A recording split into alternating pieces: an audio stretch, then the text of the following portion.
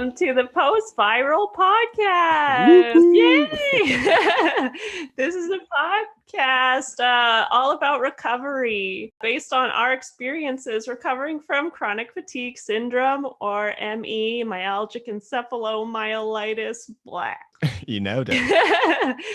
We're hoping to provide a framework, some key areas, resources, and tools based on our experiences and the experiences of others we know who have recovered.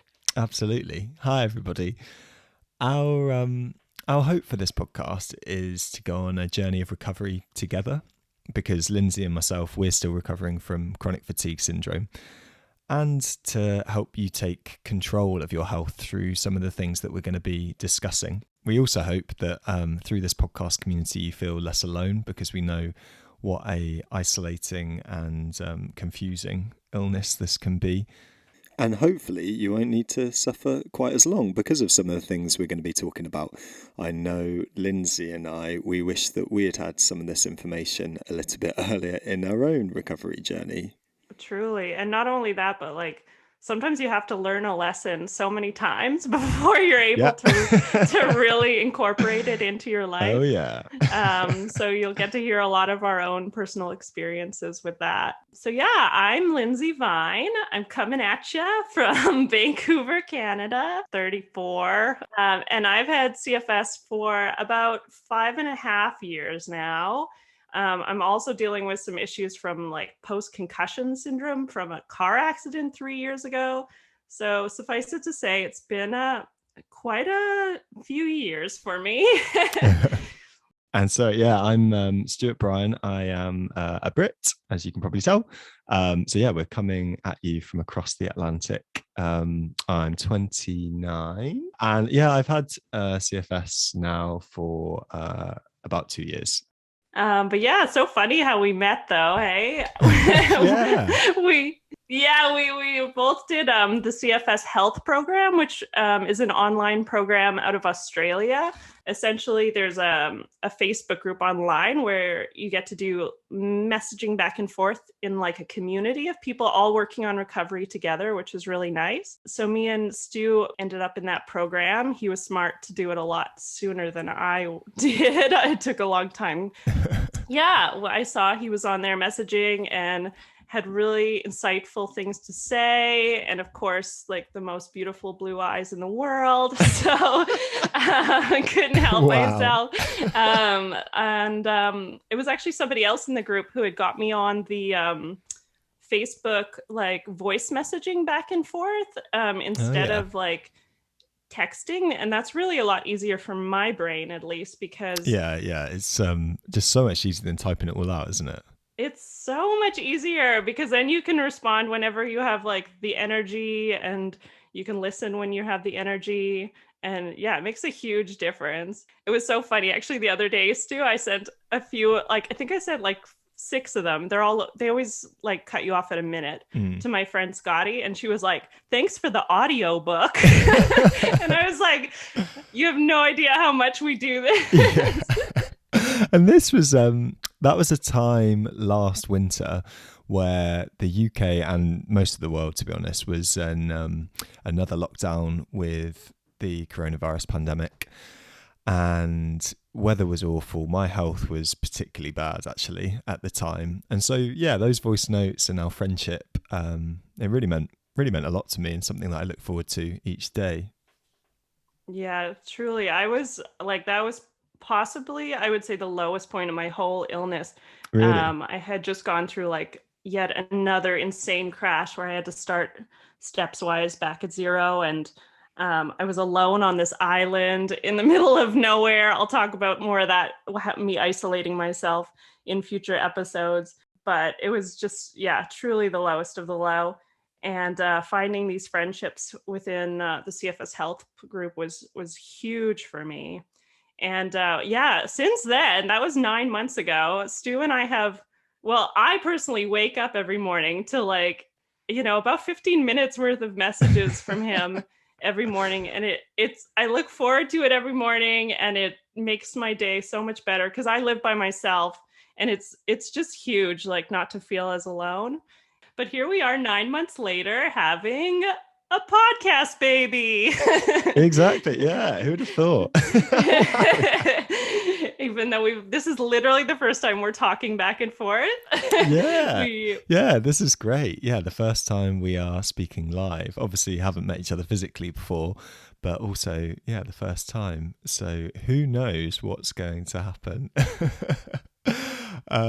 And on that note, Lindsay, do you want to talk about where this podcast idea came from and why people might want to listen? Yeah, for sure. First, I wanted to say that for me, podcasts have been such a huge part of like the last 5.5 years while I've been sick, while I've been trying to recover. I can't tell you like how much I value them because for me, especially, partially that's concussion things, but eye movement's really hard for me. So looking at screens is really difficult. My neuro ophthalmologist said something like audio intake is like maybe 5% of your day's in energy, whereas your eyes are about 20%. Like Oh, the really? movement Wow. and stuff is about 20% of your energy. So it's a lot easier for me to take in information through audio. Yeah. And really, like, I listen to a lot of comedy podcasts and conversational ones where I truly feel like these people are my friends because as someone who lives alone, like it really is comforting to have people like-minded people there with you. Oh, But we really, I think that this is a place where you can get free information based on our experiences and the experiences of others who we know have recovered, and kind of synthesizing information that it's really hard with this illness because we know, believe me, that people are coming at you from all kinds of places telling you they're going to heal you and telling you that they have this solution and you should spend your money here. And it's so hard to know. I mean, we're still not going to be able to tell you exactly what to spend your money on, but it's so hard to know what to do. We do have about 8 years combined of experience healing or trying our best to heal. And truly, we have been trying. I do have a master's in public health, which gives me a view of the Western healthcare system in general. And I've actually looked at a lot of research, but that being said, the big disclaimer, we are not medical professionals. definitely. We need like a big what's it called? Voice box. Foghorn. We are not, yeah, foghorn. We're not medical professionals. This is not personalized medical advice. You should always, always, always discuss any acute issues, any issues with your medical professional. Or if you haven't received a diagnosis yet, keep trying for a diagnosis because you never know. It could be like, I know one guy who got better. It was literally one diet change that he Wow. needed to do. So yeah, keep pushing for those diagnoses. Yeah, it does seem to be a diagnosis of elimination, chronic fatigue, doesn't it? And I know how painful that is, having been through the rigmarole of lots of tests, lots of scans. But I suppose I am grateful for having been through all of that, just for peace of mind, more than anything else, to know that there isn't something else going on in your body that you need to know about. So, yeah, definitely as painful as it can be going through the traditional medical route, then definitely valuable. Yeah, totally. I also know how hard it is if you're at the start of your illness, that your body really just needs a lot of rest, but you're also like, oh no, should I be going to this doctor? Should I be going to this doctor? And truly, it's really hard to find the balance. So we'll talk a bit more about that, but we feel for you in that situation because it is hard. You have to keep trying to figure out what it is, but also you really do need to give your body what it needs. Great. So it's probably worthwhile us introducing ourselves to everyone and our own experiences with chronic fatigue. So I have the pleasure of introducing the lovely Lindsay. Lindsay is someone who enjoys nothing more than curling up with a furry friend, ideally in like a distant land, traveling somewhere with taskmasters on in the background or a comedy stand-up show. I've put down 3 words for how I'd describe Lindsay. So the first one, I know it's not a word, but is big picture. So if you know Lindsay, she's a lot of fun. She has lots of big ideas. She's always planning something new. Less bothered about the details, I would say. Maybe not like, enough. oh yeah, we can do that. Yeah. It's like, yeah, of course we can do a podcast. But yeah, she's very exciting to work alongside. Very blue sky thinking, visionary, a can-do person, which I really appreciate and really inspires me. Second word is pastoral. I would say Lindsay has a real heart for people. It's no surprise she is so passionate about animals and furry friends because, you have a real heart for vulnerable people, and you're really good at connecting with people. Like within the group where we met, Lindsay just was good friends with everyone, it seemed. And I was like, oh yeah, I should probably make more of an effort here. But and then finally, I've put convicted. I think you know your values. I know you might say that you kind of second guess yourself and think, oh, I could be more assertive or things, but actually I think you know what you believe in, you know your values, you're not afraid to speak out about that. And you do so very intelligently too. So yeah, Lindsay, the big picture pastoral convict did. Wow, that's so sweet of you. Oh my gosh. That made me think of things I should be saying about you that I forgot to write down. Yeah, no pressure. Go for it. No, okay. So Stu is a Pisces. As you'll learn, even though I have a very Western medicine background, I do really like astrology because, once you learn about it, you start to see those trends. And Pisces men are the best men, truly, because he's so creative. Like, oh my gosh, I have met, let's just say, multiple white 20-something men who try to do poetry. Wow. And it's just never good. It's never good, let's be honest. But Stu, his poetry is incredible. And it's so capturing of the real emotions, the real spirit of what he's trying to talk about.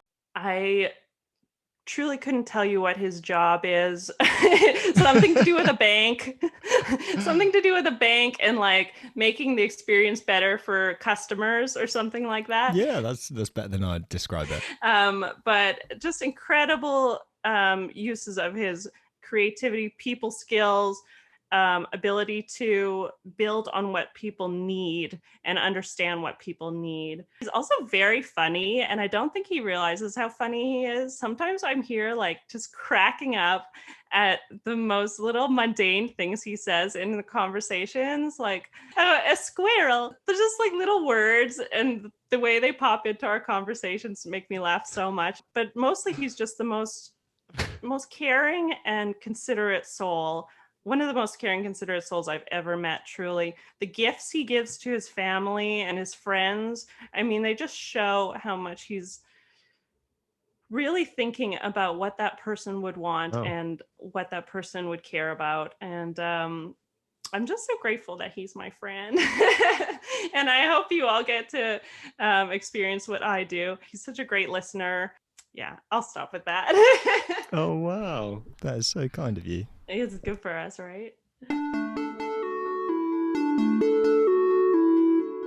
So I suddenly became ill with what became chronic fatigue ME in 2019. I had some health issues before then. So I'd struggled with social anxiety for about 4 years, and I was taking propranolol medication for that pretty regularly. Actually, it was mainly work-based, having like kind of anxiety attacks. And I contracted a few viruses and bacterial infections. I had a colonoscopy about 6 months before because I had some gut issues. But really, I was like living the life you're supposed to live, if there is such a thing. I was in London with my friends. I was working, a super fun banking job, as you say, Lindsay. Sometimes I'd work 12, 14-hour days, just because I really valued being a reliable performer. Supporting my colleagues, my manager, But being a high performer as well, that was kind of where a lot of my self-value came from. I had a really unhealthy obsession with the gym. I would go every day. I think I would say it was for health. I think it was actually very superficial. It was a vanity thing. And I really cared about what other people thought about me. But in my head, that meant that I could eat whatever I wanted, drink whatever I wanted, have pretty bad sleep, be generally quite stressed. And I remember the day that I became ill. Mine was very sudden. I had this kind of like brain fog hit me, this like pain in my head, which turned out was caused by Epstein-Barr cytomegalovirus as well. But yeah, that's kind of been there ever since, 2 years on. And yeah, I had a year of like having all the tests, as I'm sure lots of people would empathize with, before finally going to a chronic fatigue specialist and being diagnosed, which was very like comforting in a way, because it's like, okay, there is something, this is real. It's not, I mean, I knew I wasn't making it up, but it's just reassuring to know that there is a reason. But yeah, I kept working for like 9 months, just pushing through until last summer. I was just so bitter with my colleagues, life, me, just everything. And then I was very lucky that I was able to stop working, move home to my parents to recover. And 12 months on, I do still have that job, and I'm starting back very lightly now. I'm really lucky with my employer. And yeah, to be living with my family, my parents who are really supportive as well. Yeah, symptoms wise, I suppose brain fog, migraine, inflammation in my head, they're probably the biggest ones for me. I tend to be better as the day goes on, but I do have fatigue. I do have post-exertional malaise, flu-like symptoms. There was a time when I was pretty much housebound, at my worst, where I was just kind of having constant sinusitis and sinus infections. But now I'm pretty pleased to say that I'm at a stage where about 7 out of 10, how I'd feel most days, which is real progress. I'm socializing a bit more. I'm at about 6,000 steps a day. And yeah, starting to get back into some work. And I mean, doing this podcast, third time lucky, but because we've tried to do this twice before, but because of our health. But yeah, things are on the right path. How about you, Lindsay? Do you want to introduce yourself? It's so hard to know where to start. And we'll get into some of the deeper issues in later episodes in terms of my childhood and my diet as a child and stuff. But really, it was like when I got into my 20s that I started getting just so many infections. I mean, urinary tract infections to the point where I had to have surgery, and then yeast infections all the time, sinus infections, ear infections. All the time I was getting infections, at least a few a year. Plus, I was a huge traveler. I've been to over 30 countries. And if you can imagine, I try to go to the most remote places. I've had to take a lot of antibiotics from a lot of illnesses that I've gotten from traveling. I've also had a lot of struggles with what to do with my life. I've always known my passions were, as Stu said, animals and helping people, but I really couldn't figure out how to put those together. I always like to tell people my high school like career test told me I should be a taxidermist or pest control, like kill. And I'm not sure they quite understood the like animal passion yeah, angle there. exactly. And I'm helping people if I taxidermy their animals, right? Yeah. Or pest control. I'll just get rid of yeah. Anyways, I remember seeing that and I was like, oh my God, this is not what I'm gonna do with my life.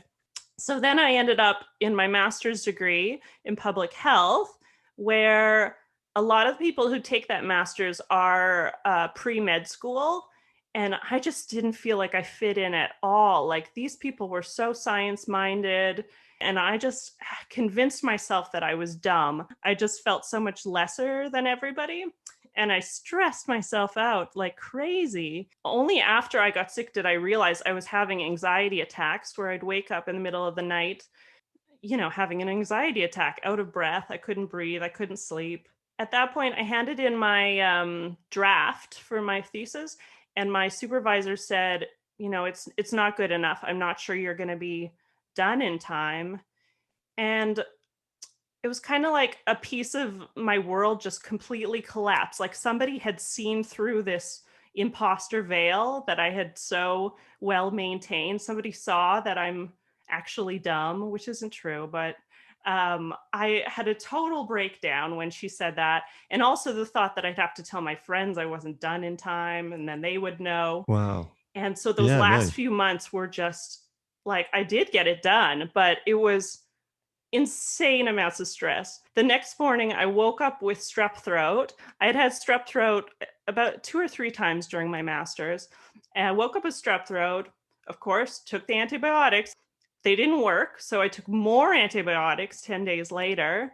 And it was after that round that I felt all the energy just drain out of my body. It was like, we're just done. We're done. Even though like I was so excited to be done my master's, I was like, now I'm free. Now I'll live my life. And my body was like, no, now we're gonna rest. We're done. So yeah, for me, it's been a lot of symptoms.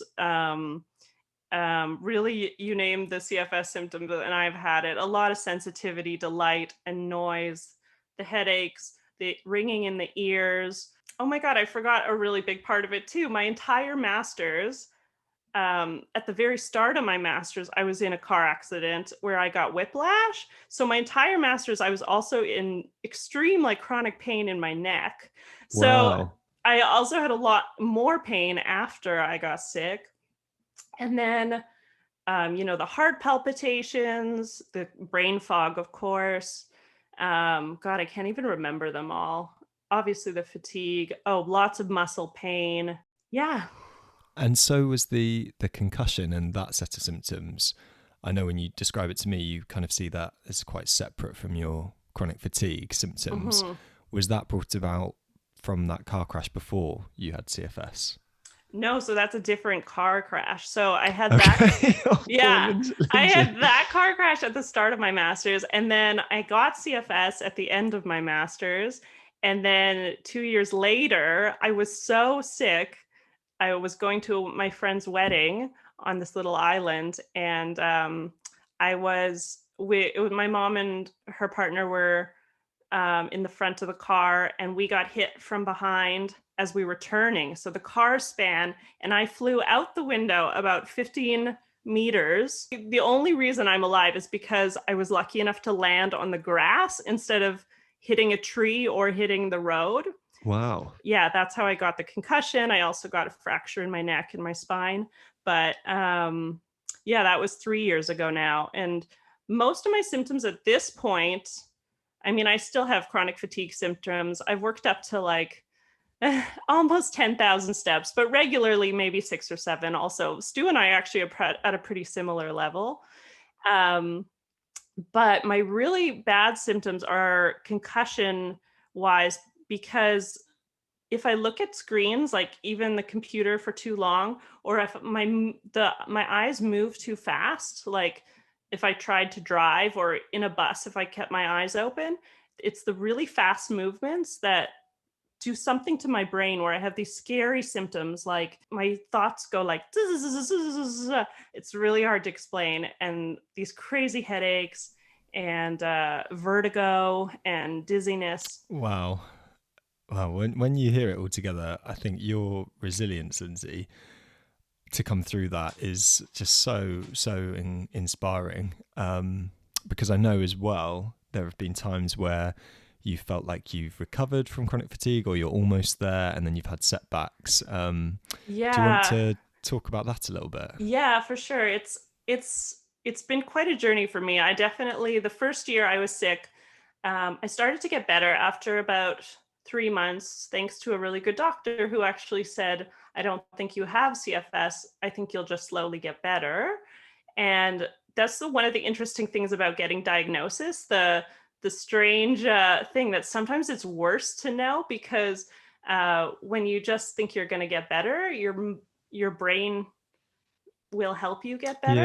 Yeah. So there's pros and cons to being diagnosed. It's definitely the psyche around it, isn't it? Because for me, before getting a diagnosis, my mind was just spiraling, because it was like, if I didn't have that kind of trusted healthcare practitioner telling me, oh, you'll probably just get better, or, this will happen, So I was left to just my own Yeah. neurosis, like telling me Right. what's going on, what's going on. So it is Yeah. interesting, the mindset around it, isn't it? Yeah, exactly. And it was just because it was that one doctor that I trusted. But that being said, I got better. I got better and better, except not Amazing. completely. I could still feel the lymph nodes in my neck have always been a big thing, like feeling really inflamed in my Oh yeah. neck. Um, but of course, just as I get better, I luckily had finished a contract around that same time. But immediately I'm like, got to get a job again, got to get back to work. And at the start, when I had finished that contract, I was like, my next job, I'm going to find something I'm passionate about. But as soon as you're off work for a few months, you get that stress of like, I'm a person who doesn't have a job. I just need to find a Yeah. job. And took, the first job I was offered, which definitely wasn't a bad job. It was a great job at the Children's Hospital Research Institute, but it was not right for me. And within weeks, my body completely crashed again. Like it was rough. It was really rough. Oof. Started to get Yeah. better. And then needed to like change the drugs I was on because I didn't want to be on drugs. And bam, another huge crash, back to zero.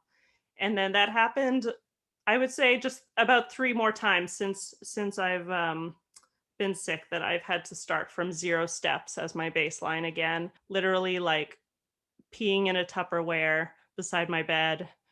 I really do feel like though last year um, was my rock bottom, and we've heard this from a lot of people's recovery stories where they really have to hit rock bottom before. Not everyone, obviously, but some people really need to hit rock bottom before they're willing to really change everything about their lives in terms of like diet, in terms of mindset, in terms of way they're doing things, that they really need to like do a whole overturn. And I feel like that happened to me last year when it was just like change or be done. And yeah, I think you'll hear more about that in the future. But I'm grateful to be where I am now.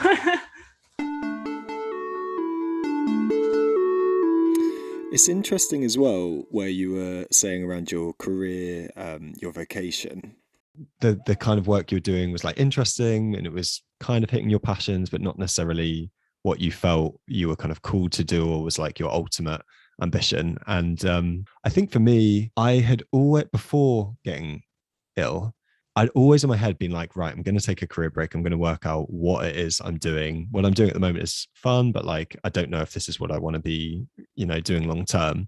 And there were also some things going on for me. So like being gay, but also being brought up in a Christian household, the kind of the conflict there was very real and something that I've kind of been working through and like battled with the whole of my, adolescence through into adult life.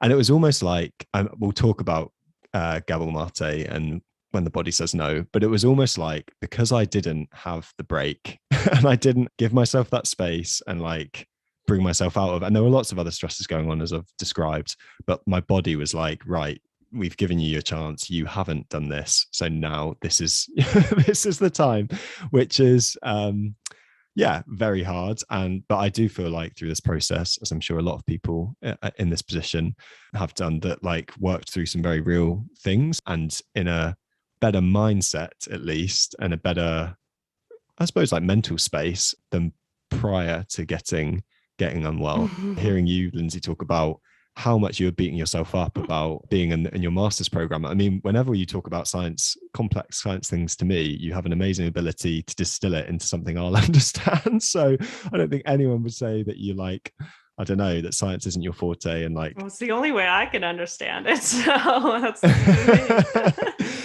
But like hearing about how hard you were on yourself at the time, I'm sure now you look back at that and you think, oh, I just want to give Yeah. myself a Yeah. hug. Like I just want to Yeah, like. I feel the same way. It's like I feel like there's been so many opportunities where my body's telling me like, I don't know. I do feel like there's something with people who have sensitive nervous systems or just sensitive individuals. For people like us, it's really hard not to do what we're passionate about because our body will tell us like this is not what we're meant to be doing. I don't want to get too like spiritual about it yet, but I do have some of those feelings. So No, I think it's interesting and brings us on nicely to talk about what is actually going on with your body when you have chronic fatigue or ME. And it is interesting because for different people, it feels like there's a different trigger. It could be viral. Like I think for me, it could be bacterial, mold related, toxicity, hormonal, trauma related. And symptoms can kind of present. There are similarities between people, the fatigue, obviously the big one, but there's also disparities there too. But one thing that I really buy into that we've talked about before is this whole it's a system sensitivity disorder where your body is stuck really in kind of a danger zone, heightened, your nervous system is kind of on high alert. And whether that's a predisposition, you're talking about personality types, or actually that's come about because of the trigger. But it's about finding a way to kind of slowly and gently bring your body out of that heightened security sense. Do you want to add any more clever sciencey thoughts to that, Lindsay? Yeah. So these kind of illnesses, I went through the complex chronic disease program here, which was not very helpful to me. But I did learn a little bit about these system sensitivity disorders. So that would include myalgic encephalomyelitis, which we have, as well as MCS, which is multiple chemical sensitivity, fibromyalgia, and what it's looking like COVID, along with other versions of this, like Stu said, with toxicity and mold and sensitivity to things that most people can kind of just keep going on with their lives and be fine with. But our bodies, for one reason or another, have, likely because there's just been too many stressors on the body has decided that this is too much. And as a response, it's chosen within the limbic system, where the nervous system begins. It's a part of our brain. That's where there's probably some kind of choice happening of which of these symptoms is going to be overactivated, whether it's your fatigue, whether it's your pain. Something's happening up there. They don't really know. Science will tell you that they have no idea what's happening, but something's happening that is causing an overstimulation of your nervous system. And in our cases, an energy crisis in our body, where the mitochondria of your cells are not regenerating in the same time as normal people are. So it's classified as a neuroinflammatory disorder. They also know that because of this inflammation, it's affecting other systems, such as our immune system, and they know it's affecting our gut a lot of the time, or it's affecting our nervous system. Another way I was thinking about last night, a metaphor for why that these usually acute symptoms have become chronic, is like, say you have like an alarm system set up at night for if a burglar were to come. Like for most people, it just goes off if there's a burglar. But because our systems are so sensitive, it's going off if there's a gust of wind or a bird goes by. And it's really our body trying to protect ourselves. Our body and our mind are trying to work together to protect us. But really, it's like overdoing it, shall we say. Yeah, no, that makes a lot of sense to me. I know we will talk about the mind-body connection with this illness as we go through the podcast series. And yeah, it's really about finding ways to kind of try and bring your body back into homeostasis, calm the nervous system, calm the mind, calm the body, and give yourself the energy and the boost of energy that your body really needs, while clearing out any of those kind of underlying pathogens or things going on as well. I like the description to friends and family to help people understand of, it's like having the flu, being hungover, and being jet lagged at the same time. Like, especially when you're in a crash, that's what it's like. But if you have chronic fatigue, you probably know about it because your body is in an energy crisis. But I did want to say, I feel like it's important for us to say at this point, because we haven't yet, although we have kind of alluded to it. is that you can recover from system sensitivity disorders like chronic fatigue. Lindsay and I both know, individuals, people who have recovered. And if you don't know any individually, because I think hope and knowing that there are other people out there that have recovered from this, it's so important. And YouTube or Google, they're a great place to start if you are newly diagnosed, or if you're in a state where you're just kind of feels like the walls are closing in and this is it for you. There are people who have had, they're different ages, they've had different backgrounds, they've had different severity of symptoms and length of time with symptoms, that have gone on to lead happy, healthy lives. I know Raylan, her channel, we'll link all of this in the description, and Heal with Liz. They interview some great people. Are there others, Lindsay, that you would recommend? Yeah, for me, earlier in my journey, I found on YouTube the CFS Warrior page. It's a wonderful lady whose name I forget. She cured herself, and she was very inspirational to me, along with Dan Neuffer, Neuffer. He has a program that he set up. It's kind of a brain retraining. I think it is a brain retraining program, but he interviews people, not just who've taken his program, who've recovered. He has hundreds of interviews of people who've recovered. Oh, of course, CFS Health does them as well. Some of our friends on there, with Toby Morrison, like I like the one with Agil. He's one of our friends who's already recovered. Heal with Liz, the one with our friend Lauren, who's recovered. Oh, yeah. Was really a great interview. And also her interview with McGill Batista recently was really good as well. I think especially when you are in a crash or at a particular low point, something I really enjoy, if you can enjoy anything when you're feeling like that, in doing is, going, like, looking at other people's recovery stories, reminding myself there is hope. I'm getting there. My body is kind of working at its own pace, and I will get there. Yeah, and as we've said, we're not completely healed yet either. True. So we are all taking this journey together, and hopefully that our progress can inspire you and also make you feel less alone. There have been times where I've felt so alone with this illness. Yeah. And really, the isolation and the hopelessness are the two biggest obstacles in my personal journey to have to overcome. And by giving you guys these different episodes by theme, like we're going to start with acceptance and then do rest and nutrition and pacing and routines, support community, boundaries, values, emotional processing, personality types. We have all kinds of episodes in terms of areas that, what you think you might need to work on. Hopefully you can find something valuable in there and feel less alone. Definitely. Yeah, it's exciting. And we'll also be adding in some of our personal passions from the world of poetry and the animal kingdom too. Gotta do it. Great. Thanks so much, everyone, for listening in. And we hope that you will join us again sometime. Bye. Bye.